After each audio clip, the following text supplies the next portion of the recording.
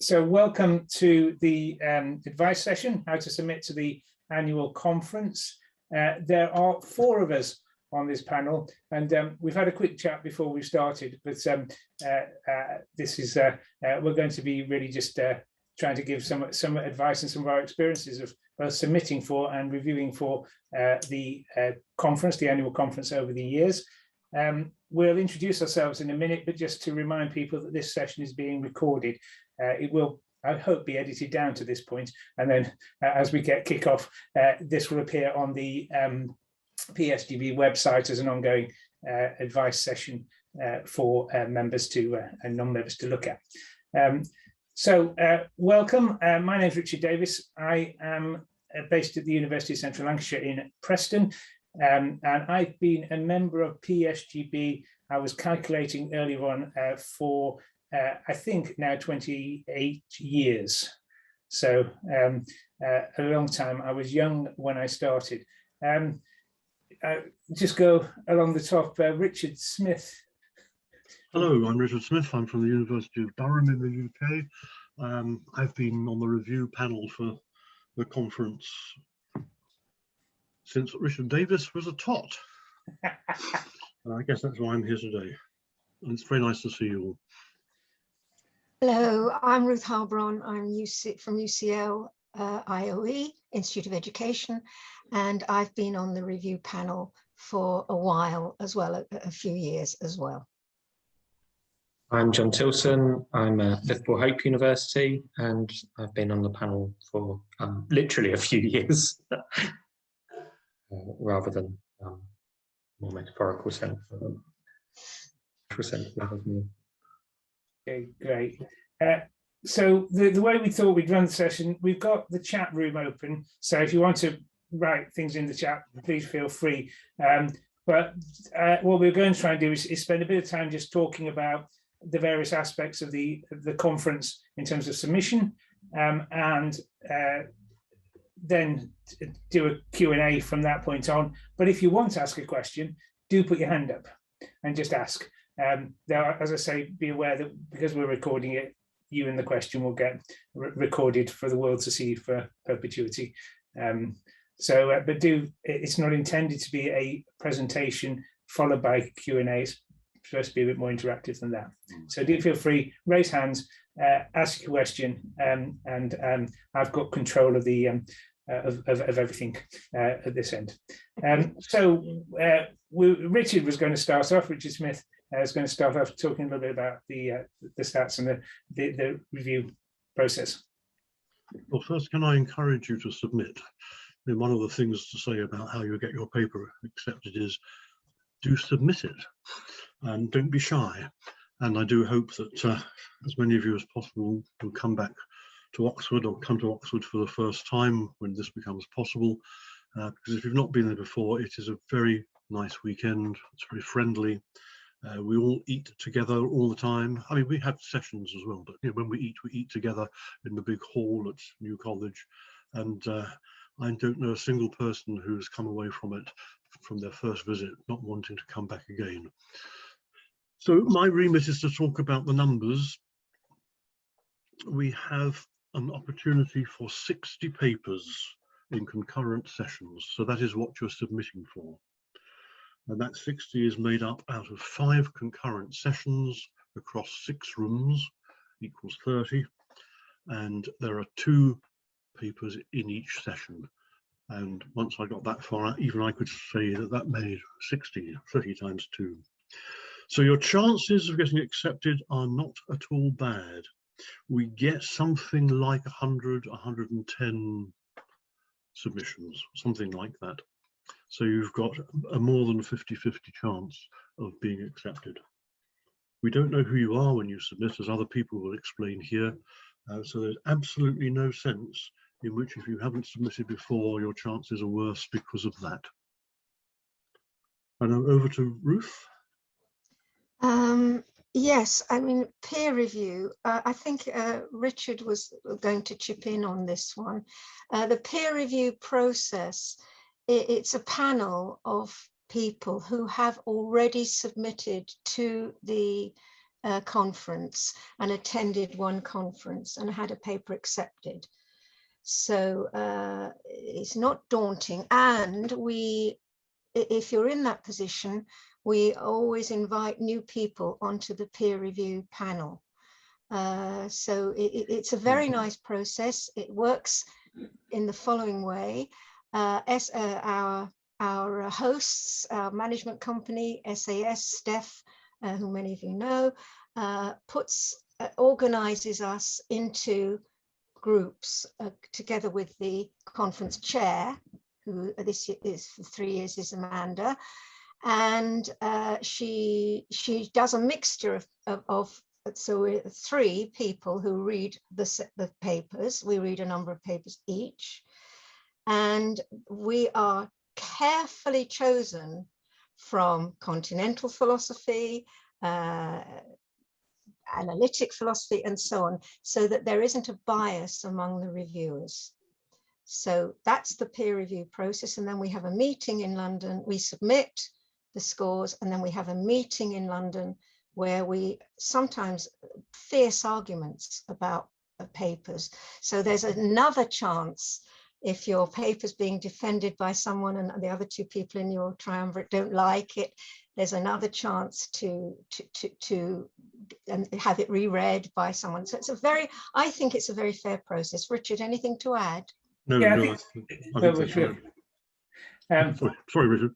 No, it's all right. I think it's fair to say we're in groups of 3. We would normally read about 10 to 15 submissions in your group of 3, and we score out of 3. So basically, you get a 1, a 2, and a 3, and we'll score independently, stick our scores together on a shared document, and then we negotiate among the 3 which ones are definitely we're not going to accept, which ones we definitely are going to accept.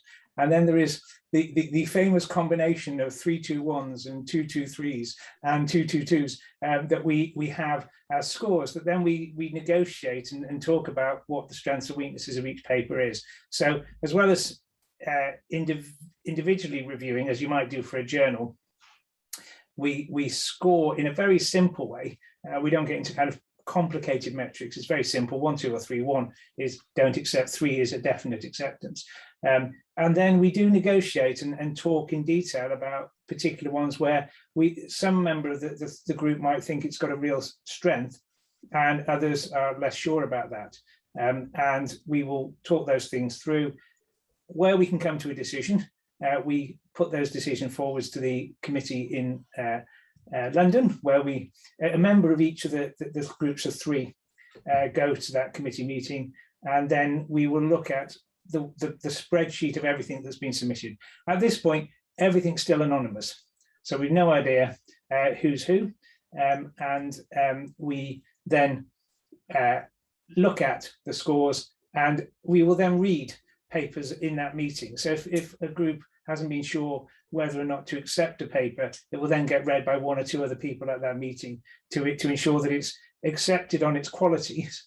It doesn't just sneak in. But it's worth saying that we do have a range of different, both philosophical, educational, and international submissions. So we're very careful to make sure that a paper isn't being accepted or rejected on the grounds that it comes from a particular philosophical tradition, or that particularly that it perhaps explains and discusses ideas that aren't necessarily well known within the English and the UK setting. So if you're submitting from overseas, it's equally true that you'll get you have an equal opportunity to be accepted if the paper's good enough. I think what we would suggest, and what I often find when I'm reviewing, is that it's useful if you're talking about any particular context, whether it's a UK context or overseas from the UK, that you give a little bit of background to the educational context you're exploring, so that those of us who aren't familiar with it can have enough to be able to understand the argument you're making. Sometimes, sorry, Richard, carry on. I'd like to say that sometimes reading a paper that comes from a very different cultural tradition, different institutions and so on, it's actually very interesting and very refreshing, because all of us, well, certainly us in the UK, we just get stuck in our own little rut and don't look over the edges of the trench. And I was just going to say that it's quite easy for us to get carried away with our philosophy and forget that this is philosophy of education. And so for a paper to have a good chance of being accepted, it needs to show very clearly the educational implications of whatever philosophy, because we have in the past rejected some really interesting and very philosophically rich papers because they haven't been really closely related or related at all to education. Yes, I agree. A really good paper on Kant, which simply says at the end, the implications for education are too obvious to state, will not go down well. Yes, and surprisingly, we do see them. We were discussing at the beginning when the panel came in about some of the papers that we have rejected of the great and the good, and some of those are because they've got a little carried away with the philosophy and not enough of the education. Equally, we do reject papers because they're educationally interesting but philosophically unclear. So it's a balancing act between the two, which I think is important in philosophy of education, because there are other places. I noticed Kate Shaughnessy's in here as well, who's a BERA state convener for philosophy of education, and the BERA, the British Educational Research Association, does have philosophy of education papers in there, and often will speak to a broader audience than the Philosophy of Education Society conference itself, where this is a kind of specialist uniting of education and philosophy. So we remain keen to make sure that it has education, and it has good education and good education research and good philosophy to be an accepted paper. Another thing about the review process is anonymization. If your paper is not anonymized, and that goes for the properties. When you look up properties, when we get a paper for review, we can look up the properties and we can see whose paper that is, or whose computer or whose version of Word was used. There are full instructions on the website about anonymization and how to do this. And there's loads of videos, YouTube videos, etc. Must anonymize or they get booted out and not even read.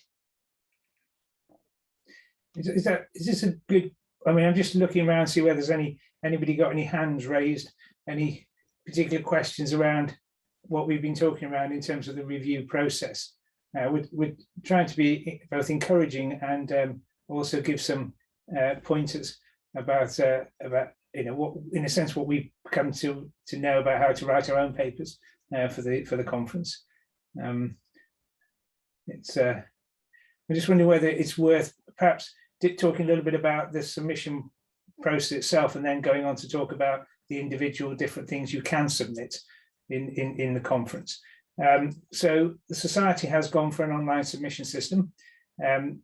Some of you may have used it before, but it manages all of the process where you can submit your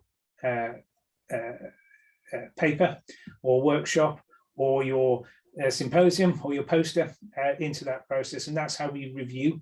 We review through that system, and as Ruth says, the only way we can find out whose paper it is by you not anonymizing it out of the properties or including your name in the text somewhere. I was reviewing for another conference earlier this week their papers, and they do the similar anonymization, and all the properties have been removed, but then the author had put their name directly below the title. So anonymizing, get rid of it on the properties and get rid of it in terms of the standard ways through the text, so you don't refer to your previous work directly, but that you don't include your name in the text. It goes into that process, and then we review through that. And you can submit in different categories. And so as Richard says, we have 60 slots. That's limited by the number of rooms available in New College. and also by the idea that we don't want audiences to be too small. I think Ruth chaired one of the sessions, which was one I did once, where we had an audience of one. And 4 is probably a bit small even for a Sunday morning at the conference. So we like to keep the number of sessions relatively constrained, so that the audience participants in the room are make it viable as a discussion. And so we had those slots, and those are the reasons why it's limited. And typically you'll get about 20 people in the audience. Would that be right, Richard? Yeah, something like that, which is nice, because it makes for a good discussion at the end. Yeah, so that's, I mean, we'd normally expect a pretty good attendance at the conference. I mean, this is, I'm not sure what attendance numbers are here online. Online work has been potentially bigger, but in the conference we would expect, we have been up closer to 200. I think we're a little less now, probably around 150. And not everybody goes to every session, but we can, we can muster up about 120, 130 people for each of those sessions, split across these 6 parallel sessions. So we have an option of papers, we have workshops, we have symposia, and we have posters. The poster session takes place at a different time. We'll talk about that in a minute. Symposia take 90 minutes, so they take a full session, full 90-minute session. A paper takes 45 minutes, and I think what we'll probably try and do is I'll talk about papers, John can talk about symposia, Ruth will talk about workshops, and then we'll cover a little bit about posters towards the end. So papers, the call for papers comes out. I just printed off the one from a couple of years ago, which will give you full details about what is required in terms of any of these submissions. We would normally expect a paper to be less than 6,000 words. We'd expect it to be not necessarily at the level yet to be submitted to a journal. This is a work in process. The whole point is that it's something that's going to stimulate discussion. So one of the things I'm looking for when I look at a paper, is it clear and coherent? Can I understand the arguments? I don't necessarily agree with the argument. And most of the time that I review, I probably don't agree with the argument. But then I don't agree with myself from when I published something a couple of years ago. So that's not surprising. I don't have to agree with it, but I have to really understand it. And I'm looking for something that might provoke a discussion. So something that seems very interesting, but actually doesn't really have any catch, or you think, well, that's very good, but I can't see why anybody would argue against it. I tend to think of probably is not going to spark a conversation at a conference. And what we want to do as delegates at a conference, when I go to a paper, one of the things I like is to be able to have that argument and discussion around an idea that makes it feel like there's a purpose for coming together, rather than just reading a book or a paper in a journal, that actually that there is that interaction, whether it's online or face-to-face. So a paper is, as I say, it's not necessarily fully formed as a journal article, but it will be clear, coherent, it will have something to contribute to the discussion, and that I can recognize that there is a clear attempt to identify some of the educational implications or educational ideas in the paper, and that there are a clear philosophical foundation. And that might be by drawing upon the work of one of the greats and the goods, or it may be potentially a more analytic piece that maybe is concerned about exploring concepts, issues through illustration. And we do get papers of various sorts submitted and accepted for the conference. Ruth? You're on mute, Ruth. Yes. Nate has just asked an interesting question in the chat, which I've answered, which it was, can we get any mentoring support for developing our papers? And yes, there is mentoring support in the in PESGB. I said I'd talk about that, so other people might want to.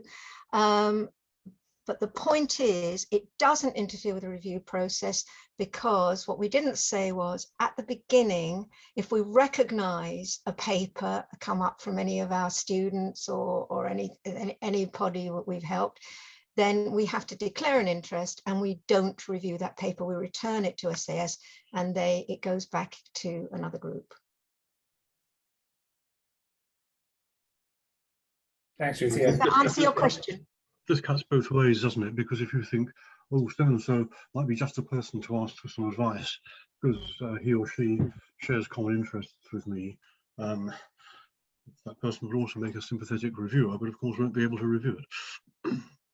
Yeah, no, that answers the question. I was just also thinking in terms of balance, because you were talking about balance of philosophical content and educational content. Discussing that with someone, obviously, if someone's new to the process, balance, you can read different sorts of balance in papers, but if you go, is this balanced, I think that you're probably the wrong person to say if it's balanced or not, because obviously one doesn't have the experience yet. So that was more of one of the reasons of getting possible feedback before even submitting. Well, I would encourage people to get in touch with other members of the society if they want to get some advice. I mean, we're always glad to do that. And I guess it makes sense to mention as well that it's good to read the Journal of Philosophy of Education, other philosophy of education journals, to get a sense of what the right balance is. So you're better placed to recognise it in your own papers and aim for it in writing. Yeah. The other thing is that there's other conferences, right? I guess Richard's already said that. You know, sometimes the Philosophy of Education Society isn't the right audience for this paper. That doesn't mean this paper isn't extremely valuable and important and worth sending to other conferences. Yeah, and I also say on the back of John's comments about other conferences is the PESGB does still have, I believe, a small grant scheme, unless it's stopped when I haven't been noticing, which was intended for relatively things like conference expenses. So if you feel like you've got an interesting philosophy education paper, but you think that there's another conference out there that might be a better fit for it, either the European conference or BERA conference, then the society does have small grants to be able to encourage people to be able to fund that rather than necessarily having to go to your institution. And somebody who's more, once upon a time I had my finger on the pulse of such things, but now I don't, which is you can get a small grant every 2 years, and I think the top level now is still £750. Somebody shake their head if I've got that wrong. That's right. So £750, you can apply to get that money every 2 years to the small grants pot, and I would encourage people to do that, because we have at times had trouble spending the small grant pot. So without giving any secrets away, the society has a lot of money.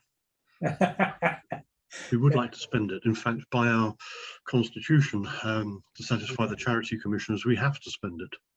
And we haven't spent much with COVID. We haven't spent much. We haven't done our developments. There's a question here from Lars. Interesting question. He asks, what is the connection between accepted conference papers and the review process of JOPE?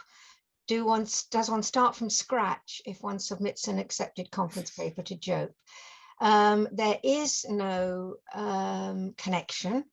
Normally, the way it works, the way most people work, is one would take a conference paper, submit it, and it would be reviewed. And if it was accepted, one would then have the paper presented, and from the Q&A, that then makes a better paper that will then be written up and submitted to JOPE. There's no connection between the two review processes. Would anyone else like to add to that? Just to say that one of the real attractions of submitting a paper to a conference is that it can be a staging post to getting a paper into the journal, which is obviously critical for career progression, also for the dissemination of your ideas. What makes PESGB particularly attractive in that regard is just how globally attractive it is as a conference. You get researchers from Japan, America, all around the UK and around Europe, who are really exceptional researchers, and many of whom, some of whom, not all of whom, but some of whom will be in the room with you, listening to your paper and commenting on it. And it really is a great way of getting ideas. And your papers are listened to, and your papers will be listened to respectfully, and your feedback from people will be positive, or they'll hear from us. Yes. I mean, it is a good. It is.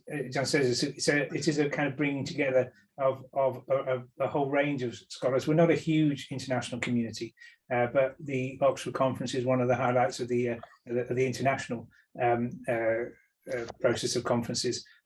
So that's always been a really positive aspect for that. And clearly one of the things that we would promote around the conferences, and particularly submitting, when I get my own PhD students to submit to conferences, one thing that I think is important is that in the room you'll find people who are have worked on that area before. Do feel free, if you're presenting and you notice somebody in the room, to go and have a conversation with them. And actually follow that up, because very often in the process between a conference paper and a review, maybe, I did a paper a number of years ago, and people know Joe Dunn's work, but Joe was in the room, and I was writing around McIntyre, which is my bag, and Joe obviously and Joe and I were able to have a follow-on conversations over Zoom about that paper in terms of developing it and making the arguments clearer. So I think that we do that in to each other, even and we've developed those relationships over years. But we would also encourage people who are perhaps coming to the conference for the first or second or third time to equally just go up and get hold of somebody or email somebody and just say, I've read your thing about this, and I'm writing this bit, or I'm presenting on this bit. What do you think? And we should be kind, considerate, and critical, I think, is the approach. Is that we're not here to tell you nice things about your paper if we don't think so, but actually we shouldn't be. I find the cruelty of the journal review process is something I think needs to be sorted out, and certainly we don't want to promote that kind of view in the conference, in either in review or in discussion about papers that have been accepted. The further answer to last, sorry, John, the further answer to Lars's second point of his question, which is, does one start from scratch with an accepted conference paper when you submit it to Joe? No, it's not starting from scratch. It's ostensibly the same paper, but far strengthened by considering some of the comments and discussions that have come up in the process of presenting. I see Kate has a hand up. Do you want to go ahead and ask her? Brilliant, thank you if we've got time. Firstly, just thank you to Richard for the shout out to BERA, but we do have a philosophy of education SIG, and I'm one of the conveners, so if you want to network and get in contact through this, please do. Apart from the really lovely example of, writing 6,000 words about Kant and then at the end saying, obviously it's really important, is there anything else that strikes you of things people do in papers which makes you hold your head in your hands and weep when you're reviewing, that we should try and avoid? Okay, look, I'm doing a really bad job of timekeeping because I forgot that's what I was supposed to be doing, and I'm realizing it. So what I'm going to suggest is we give some pointers about the things that go wrong, about the various things that we various types of submission. I think we've covered most of the ones around directly about papers that make you just think this doesn't quite make it. But I know Ruth has got a point about workshops that workshops, they have to, all the criteria are on the website when we're asking for, when the call for papers goes out, but they need to show interaction. They need to be planned really down to the last. The workshops normally are only half an hour at the conference face to face, and that half an hour has to be interactive. So one has to show how much, what activities are going to be done in the workshop. They are interactive sessions. If they are not occasions to submit a half-baked paper, work in progress. Is not. They have to be designed as workshops, as interactive. So a good workshop proposal might have a substantial paragraph setting out what the issue is, what the history of the issue is in education or in philosophy, and it might then indicate that there will be 10 minutes or 5 minutes for people in the workshop to talk about several particular questions, feedback their answers, and then there might be some plenary discussion of the other suggestions, and then some attempt to draw out what's really important, what's really emerged in this session that we can take forward. Sometimes something like that. But as Ruth says, it doesn't look like a paper that never quite made it to be a paper. It's got to be a workshop. And that one of the typical criticisms we make sometimes in the review group is, this looks interesting, but there's nothing to say how it's a workshop. And some of these workshops, by the way, are very good. Yeah, and we're coming to the end. So I'm just suggesting that, John, have you got any, so 30 seconds on symposia, and then we'll wrap up. So symposia consist of 3 to 4 papers that are about a single topic. Common mistakes is that they're not all about the same topic, and that they're more than 1,000 words. They should be 1,000 words max, and there should be a kind of compelling 200-word narrative that precedes them. No more than 200 words, that shows how they do kind of interact. Sometimes people can do book like author meets critics kinds of symposia.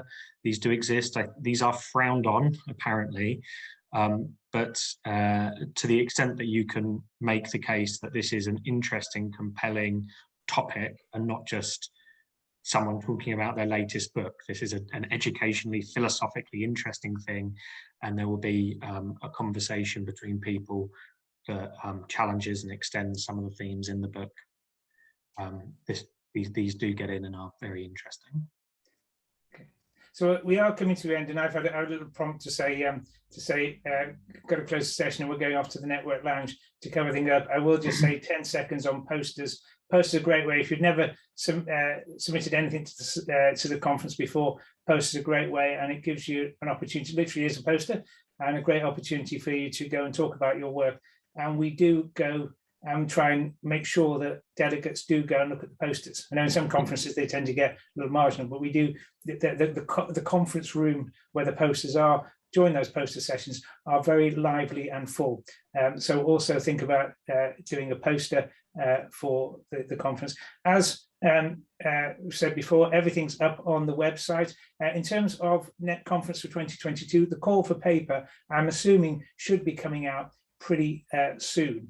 I think we just need to confirm. Normally it would be out around about now, but my guess is it is written. It is almost always a copy of what was done before, with minor alterations and follow-up questions, but it will be available. And submission date, normally we submit at the beginning of December.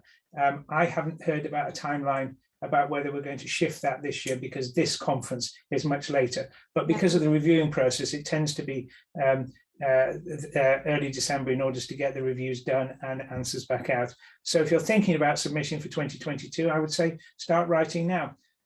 Got some of the ideas. You're writing around, something around about 5,000 to 6,000 words, and for main submission. Or if you're thinking about a symposium, start talking to people as well.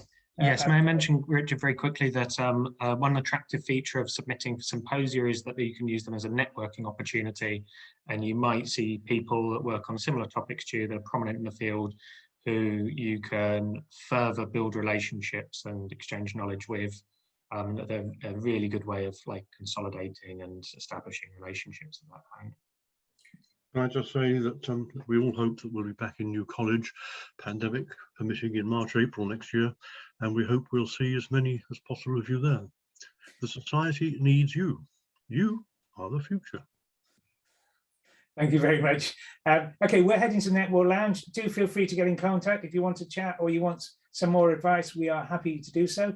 You know, as we've said before, we're always happy to also, if you think that you'd like an introduction to somebody else in the society you think might be important, then do get in touch. We're happy also to introduce people to people through email. So thanks very much for coming. This presentation will appear on the web, but yeah, we're heading over to the Network Lounge. Thanks very much.